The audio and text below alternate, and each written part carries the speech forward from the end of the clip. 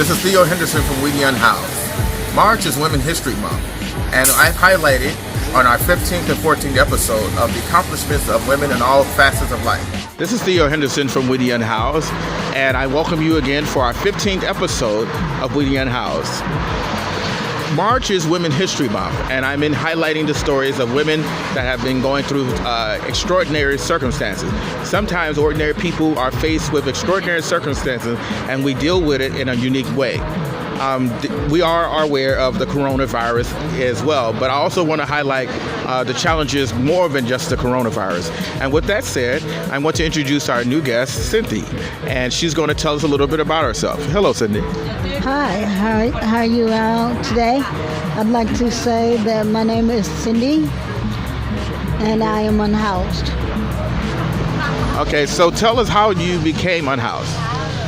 I became unhoused because I was coming to California from a domestic violence situation, and I got here and actually discovered that being homeless, I was in a slight better situation because where I came from, their homeless shelters were not quite as nice as these homeless shelters.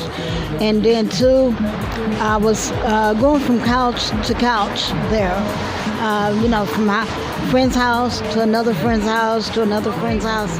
And coming here, it was a little bit easier, and I was able to get into many shelters. Okay, so the question is you've been going to many shelters, but why haven't you gotten housing? That has been a long process of story. I've been on quite a few waiting lists. I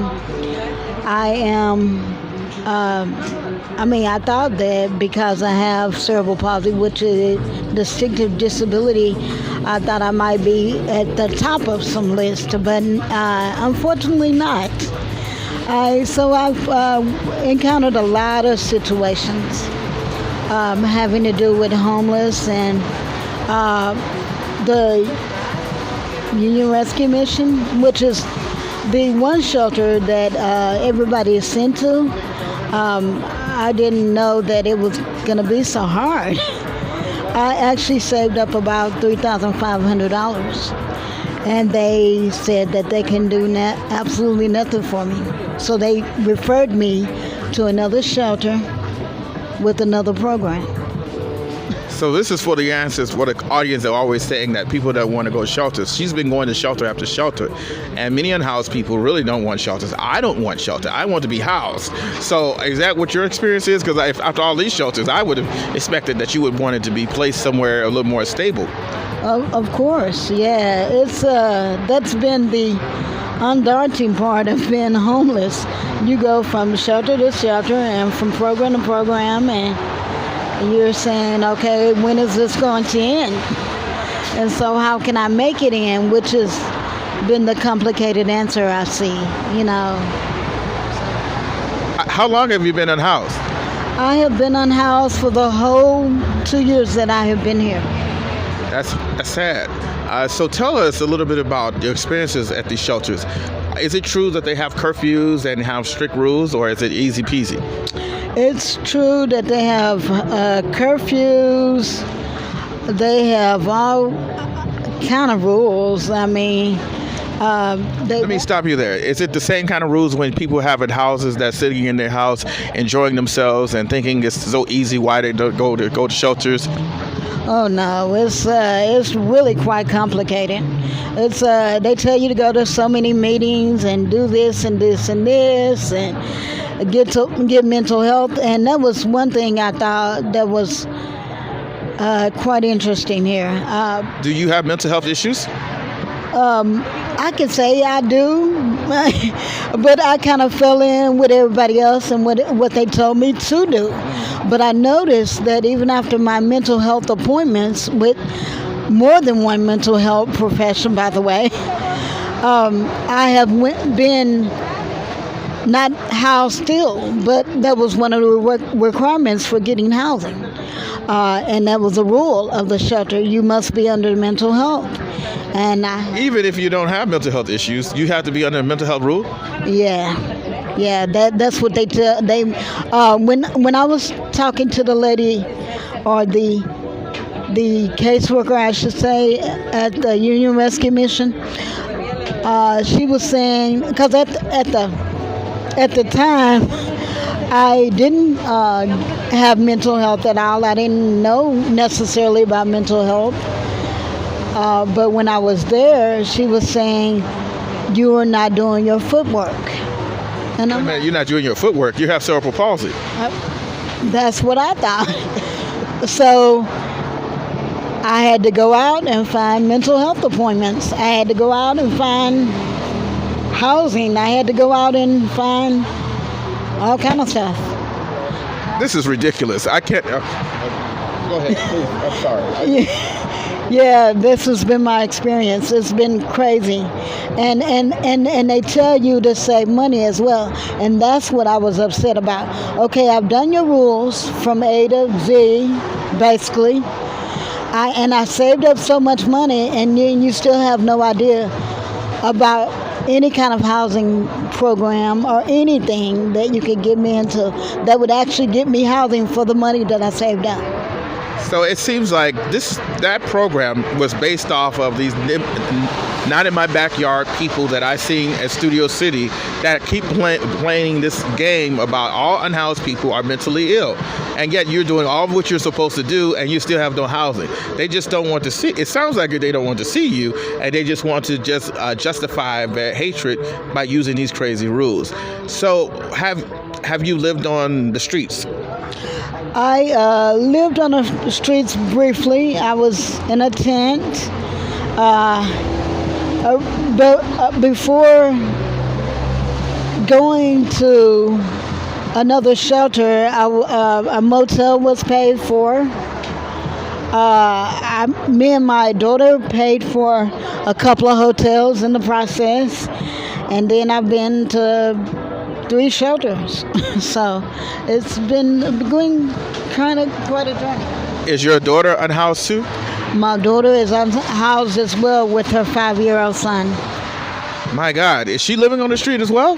Oh yeah, she is actually living in her car. She said, "Mom, I'm not going through what you're going through the same way that you go through it.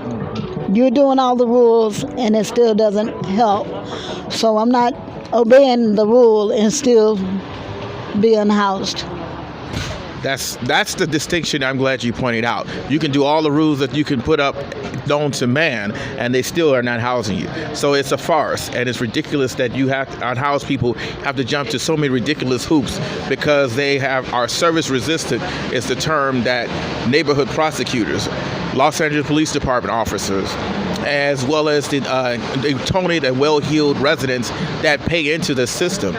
I have, on that same note, have you had any encounters with police officers that did sweeps or anything to you? When I first got here, I didn't know too much about Los Angeles.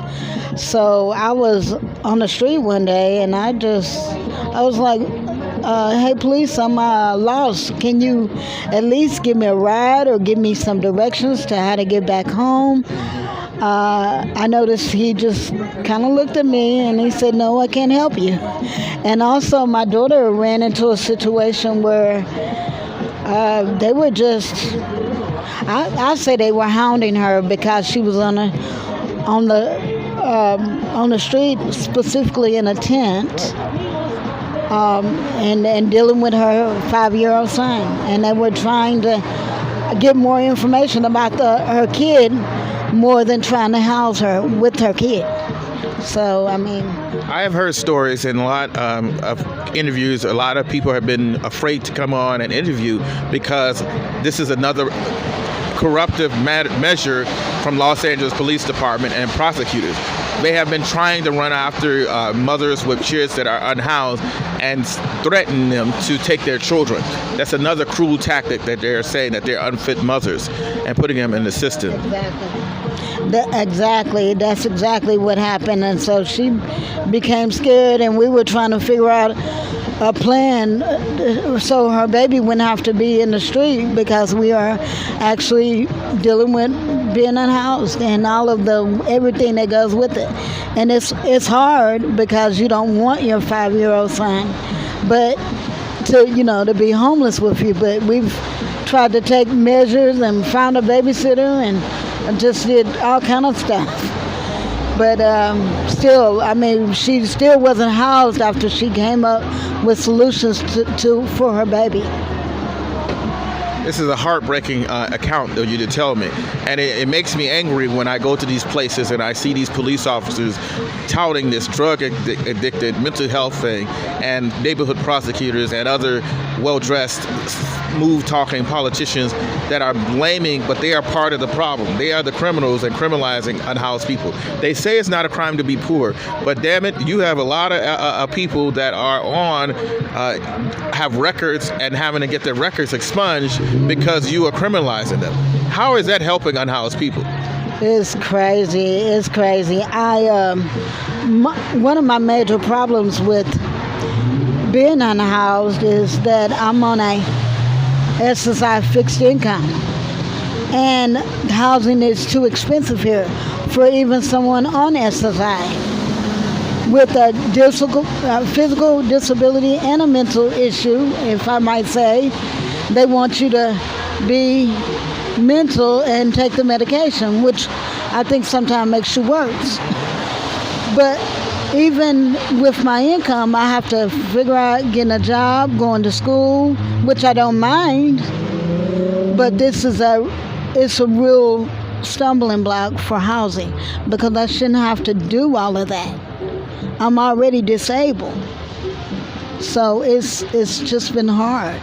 Here's an example, prime example from a person that is physically disabled. You cannot deny she's not disabled, and you cannot deny that she has been not doing what she's supposed to do as the system is always dictates. But this is why I argue that the system needs to be overhauled, and our perceptions and allowing these people that hate unhoused people to be eradicated and changed and given less of a voice, because they are doing more harm with this narrative. And police officers and prosecutors are drinking it up because they are trying to appeal to their political base. And politicians are equally guilty. What is the best way for us to help you? The best way, I think, is to have some landlords or somebody, if we could find some decent, people who would have a heart and would give people a second chance to help us. I would like to say we need to be helped on fixed income. Even GR is significantly less than SSI. I also want to point out to you this too, that President Trump has just moved to cut benefits for people that are disabled, and they have to, no matter what disabled. Like, for example, my guest I had over a couple of episodes ago, he's dying of cancer. He has to get up and find a job at end-stage cancer where he can barely move. If he does not, his benefits are going to be taken. Oh, that's just ridiculous. That's just ridiculous. But this is the world, this is a society we live in today. And I want to stand up and say, look, this is wrong. Somebody needs to change their heart, their mind, the spirit, and just become more understanding. Because if a person can't move, then they can't move. I do have some moving parts, and I can try to go find a part-time job, but it's going to be hard. It's ridiculous to try to push yourself to do something that's difficult. But what of a person that's doing chemotherapy or is at the end stage of cancer and he can't move? What are you going to do? You cut him off of benefits. He's not going to be able to support himself. Secondly, what if you have someone that's a paraplegic and they have other health issues as well, and you keep saying this drug addiction, mental health, they're not doing what they're supposed to do, and they're out here on the street? it's a lie. And it's like it's long past time for we to get out of this lie as a society and face the truth of the matter. This system is not working with capitalism. Capitalism is a game played for winners and losers. What happens if you lose?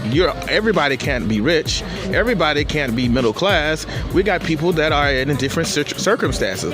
And if we have this, I got mine, the hell with you, you get yours, then we all are going to suffer, because there is any time that there's injustice, there's going to be crime, and there's going to be a revolution of mind, a revolution of spirit, and a revolution of body.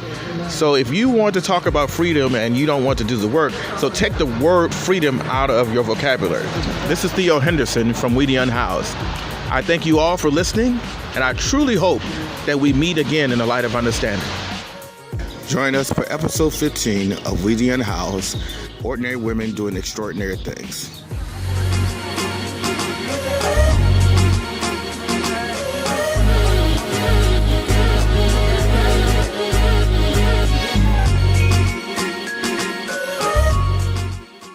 If you like our podcast, please subscribe to Patreon. We need all of the assistance that we can get.